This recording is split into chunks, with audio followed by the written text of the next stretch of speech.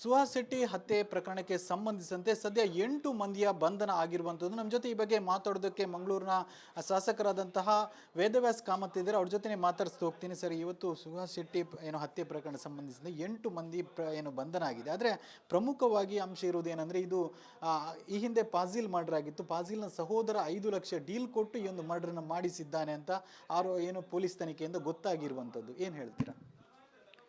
ಇವತ್ತು ಸುಹಾಸ್ ಶೆಟ್ಟಿ ಹಿಂದೂ ಕಾರ್ಯಕರ್ತನ ಬರ್ಬರ ಹತ್ಯೆ ಆದ ನಂತರ ನಮ್ಮ ಭಾರತೀಯ ಜನತಾ ಪಾರ್ಟಿ ಇರ್ಬೋದು, ನಮ್ಮ ಪರಿವಾರದ ಎಲ್ಲ ಬಂಧುಗಳು ಶಾಂತಿಯುತವಾಗಿ ಅವರ ಅಂತ್ಯಕ್ರಿಯೆಯನ್ನು ನೆರವೇರಿಸಿಕೊಳ್ಬೇಕು ಅಂತ ಹೇಳೋದ್ರ ದೃಷ್ಟಿಯಲ್ಲಿ ಯಾವುದೇ ರೀತಿಯ ಅಹಿತಕರಗಳ ಘಟನೆಗಳಾಗದ ರೀತಿಯಲ್ಲಿ ಅಂತ್ಯಕ್ರಿಯೆಯನ್ನು ಮಾಡುವಂಥ ರೀತಿಯಲ್ಲಿ ಕುಟುಂಬದೊಂದಿಗೆ ಸೇರಿಕೊಂಡು ಮಾಡಿದ್ದೀವಿ. ಇವತ್ತು ನಾನು ಒಂದು ಮಾತನ್ನು ಹೇಳಬೇಕು. ಇವತ್ತು ಕಾಂಗ್ರೆಸ್ ಈ ಆಡಳಿತದ ವ್ಯವಸ್ಥೆಯಲ್ಲಿ ನಮಗೆ ನಂಬಿಕೆ ಇಲ್ಲ. ಅವರು ಮಾಡುವಂಥ ಎಲ್ಲ ಚಟುವಟಿಕೆಗಳಿಗೆ ನಮಗೆ ನಂಬಿಕೆ ಇಲ್ಲ. 8 ಜನರನ್ನು ಬಂಧನ ಮಾಡಿದ್ದಾರೆ ಅಂತ ಹೇಳ್ತಾರೆ. ಅಲ್ಲಿ ಇದು 8 ಜನರಿಂದ ಬಂದಂಥ 3 ವಾಹನಗಳನ್ನು ಬಳಸ್ಕೊಂಡಿದ್ದಾರೆ. 3 ವಾಹನವನ್ನು ಬಳಸ್ಕೊಂಡು ಅಲ್ಲಿ 1-2 ಮಹಿಳೆಯರು, ಅಲ್ಲಿಂದ ಮೇಲಿಂದ ಯಾರೋ ಮಹಿಳೆಯರು ವಿಡಿಯೋ ತೆಗಿತಾರೆ. ಹತ್ಯೆ ಆಗ್ತಿರೋಂಥ ವಿಡಿಯೋ ತೆಗೆಯುವ ಮಹಿಳೆ ಮಂಗಳೂರಿಗೆ ಬಂದಾಗ ಮಂಗಳೂರಿನಲ್ಲಿ ಈ ರೀತಿಯ ಘಟನೆಗಳಾಗಬಾರ್ದು. ಯಾಕೆ ಆಗ್ತದೆ? ಇದರಿಂದ ಏನು ಸರಿಪಡಿಸ್ಬೋದು ಅಂತೇಳಿ ಸರ್ಕಾರ ನಡೆಸುವವರು, ಗೃಹ ಮಂತ್ರಿಗಳಿರ್ಬೋದು, ಉಸ್ತುವಾರಿ ಸಚಿವರು ಎಲ್ಲ ಸಮಾಜದ ಬಂಧುಗಳನ್ನು ಸೇರಿಕೊಂಡು, ಎಲ್ಲ ಧರ್ಮದ ಬಂಧುಗಳನ್ನು ಸೇರಿಕೊಂಡು ಅವರು ಚಿಂತನೆ ಮಾಡಬೇಕಿತ್ತು. ಹಾಗಾಗಿ ಇವತ್ತು ಏನಾಗಿದೆ ಅಂತ ಕೇಳಿದ್ರೆ, ಶಾಸಕರನ್ನು ಅಥವಾ ಹಿಂದೂ ಮುಖಂಡರನ್ನು ಸತ್ತ ಸುಹಾಸ್ ಶೆಟ್ಟಿ ಹಿಂದೂ ಸಮಾಜದ ಕಾರ್ಯಕರ್ತ, ಒಂದು ವೀರಮರಣವನ್ನು ಹೊಂದಿದ್ದಾನೆ. ಆದರೆ ನೀವು ಸತ್ತ ಸಮಾಜದ ಹಿಂದೂ ಮುಖಂಡರನ್ನು ಯಾರನ್ನೂ ಸತ್ತ ಸಮಾಜದ ಪರವಾಗಿ ಯಾರನ್ನೂ ಕರೀಲಿಲ್ಲ. ಆದರೆ ನೀವು ಮುಸ್ಲಿಂ ಮುಖಂಡರನ್ನು ಹುಡ್ಕೊಂಡು ಗಂಟೆಗಟ್ಟಲೆ ನೀವು ಸರ್ಕಿಟ್ ಹೌಸಲ್ಲಿ ಕೂತ್ಕೊಂಡು ಮೀಟಿಂಗ್ ಮಾಡಿದ್ರಿ. ಹಾಗಿರುವಾಗ ಈ ರೀತಿಯ ಗಂಟೆಗಟ್ಟಲೆ ಮೀಟಿಂಗ್ನ ತಾತ್ಪರ್ಯ ಏನು ಅಂತ ಕೇಳಿದರೆ, ಎಲ್ಲೋ ಒಂದು ಕಡೆ ನಿಜವಾದ ಕೊಲೆಗಾರರನ್ನು ರಕ್ಷಿಸಬೇಕು ಅಂತ ಹೇಳುವಂಥ ರೀತಿಯ ಒಂದು ಮಾಹಿತಿಗಳು ಬರ್ತಾ ಇದೆ. ಅದರ ಒಟ್ಟಿಗೆ ನಾನು ಒಂದು ಸಂಶಯವನ್ನು ವ್ಯಕ್ತ ಮಾಡ್ತೇನೆ. ಇವತ್ತು ಅವರನ್ನು ಓಡಿ ಹೋಗಲಿಕ್ಕೆ ಕೇಳಿದಂಥ ಮಹಿಳೆಯರನ್ನು ಕೂಡ ನೀವು ಯಾವುದೇ ತನಿಖೆಗೆ ಒಳಪಡಿಸಿಲ್ಲ.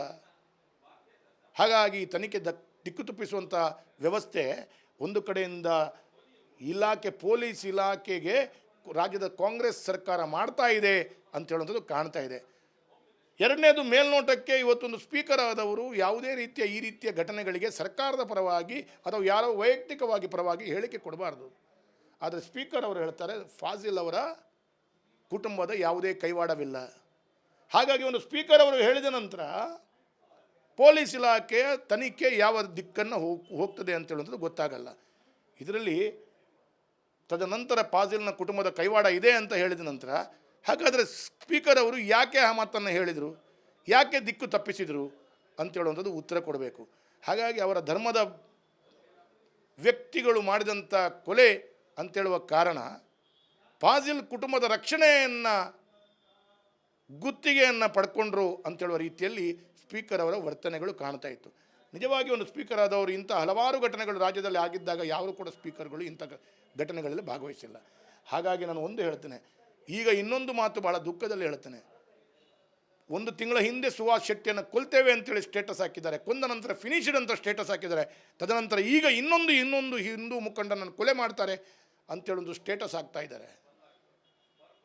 ಯಾವ ಪೊಲೀಸನ್ನು, ಯಾವ ತನಿಖೆಗಳು, ಅವರನ್ನು ಏನು ನೀವು ಮಾಡಿದ್ದೀರಿ, ಮಾಡ್ತಾ ಇದ್ದೀರಿ, ಯಾವ ತನಿಖೆಗೆ ಒಳಪಡಿಸಿದಿರಿ ಅವರನ್ನು?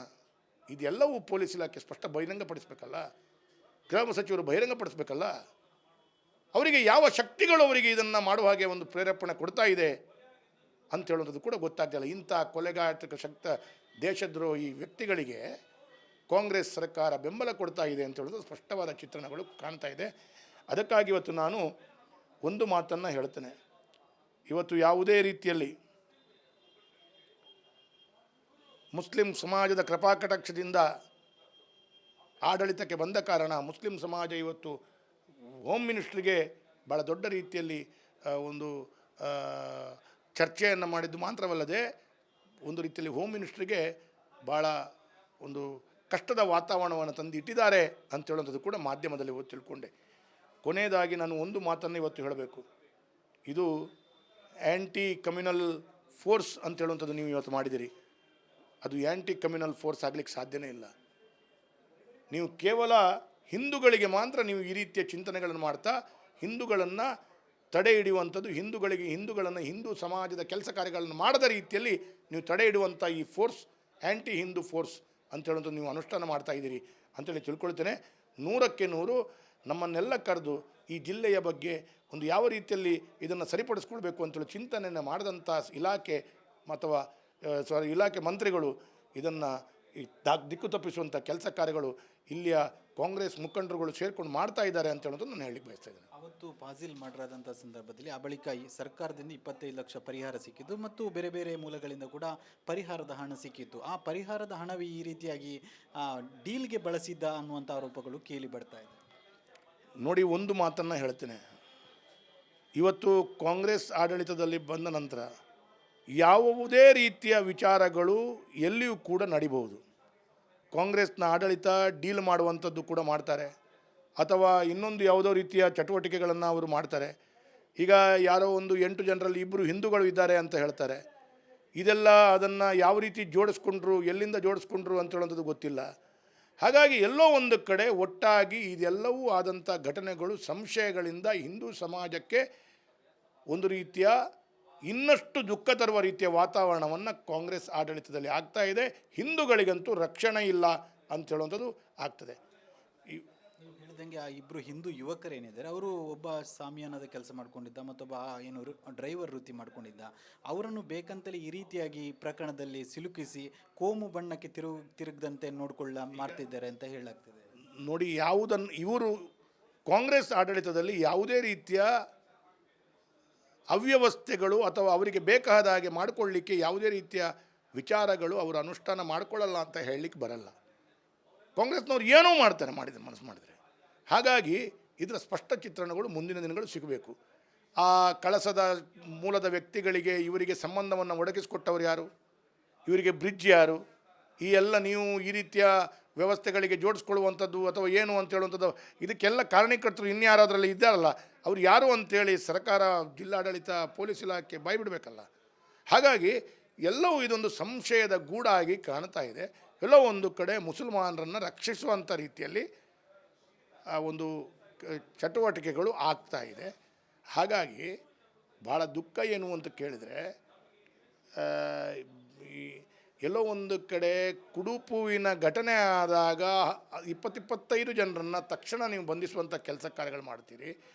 ಇಲ್ಲಿ ಈ ರೀತಿ ಪ್ರೀಪ್ಲ್ಯಾಂಡ್ ಮರ್ಡರ್ ಆದರೂ ಕೂಡ ಈಗ ನೀವು 8 ಜನರಿಗೆ ಮಾತ್ರ ಮಾಡಿಕೊಂಡು ಇನ್ನೂ 2 ಇರ್ಬೋದು ಅಂತೇಳೋ ರೀತಿಯಲ್ಲಿ ನೀವೊಂದು ಸ್ಪಂದನೆ ಕೊಡ್ತಾಯಿದ್ದೀರಿ, ಮಾತು ಕೊಡ್ತಾಯಿದ್ದೀರಿ. ಇದರಿಂದ ಕಾಂಗ್ರೆಸ್ ಆಡಳಿತ ಇದು ಅವರು ಏನನ್ನು ಬೇಕಾದರೂ ಮಾಡಿಸ್ಬೋದು, ಅವರಿಗೆ ನಂಬುವಂಥ ವಿಚಾರಗಳಲ್ಲ ಅಂತ ಹೇಳುವಂಥದ್ದು.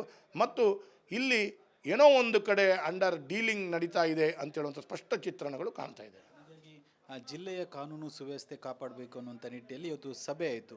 ಜಿಲ್ಲೆಯ ಶಾಸಕರಿಗೆ ಆಹ್ವಾನ ಇರಲಿಲ್ವಾ?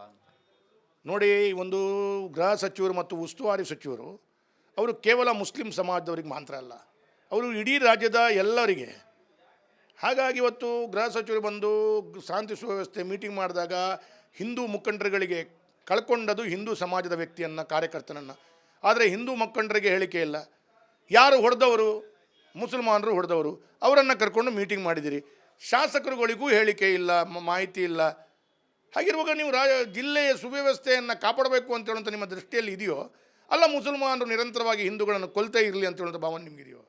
ಹಾಗಾಗಿ ಇದನ್ನು ನಾವು ಒಂದು ಒಟ್ಟು ರೀತಿಯಲ್ಲಿ ಒಂದು ಕಡೆಯಲ್ಲಿ ಮುಸ್ಲಿಂ ವೋಟ್ ಬ್ಯಾಂಕನ್ನು ರಕ್ಷಿಸಬೇಕು ಅಂತ ಹೇಳುವಂಥ ಕೇವಲ ಚಿಂತೆಯೊಂದಿಗೆ ಇವತ್ತು ಗೃಹ ಸಚಿವರು ಮತ್ತು ಉಸ್ತುವಾರಿ ಸಚಿವರು ಈ ಎಲ್ಲ ಸಭೆಯನ್ನು ಮಾಡಿದ್ದಾರೆ ಅಂತ ಹೇಳ್ತೀನಿ. Thank you. ಇದು ಶಾಸಕ ವೇದವ್ಯಾಸ್ ಕಾಮತ್ ಅವರ ಮಾತು. ಕ್ಯಾಮ್ರಾ ಪರ್ಸನ್ ದಿವಾಕರ್ ಪದ್ಮುಂಜ ಜೊತೆ ದಿನೇಶ್ ಕಾಶಿಪಟ್ನ, ರಿಪಬ್ಲಿಕ್ ಕನ್ನಡ, ಮಂಗಳೂರು.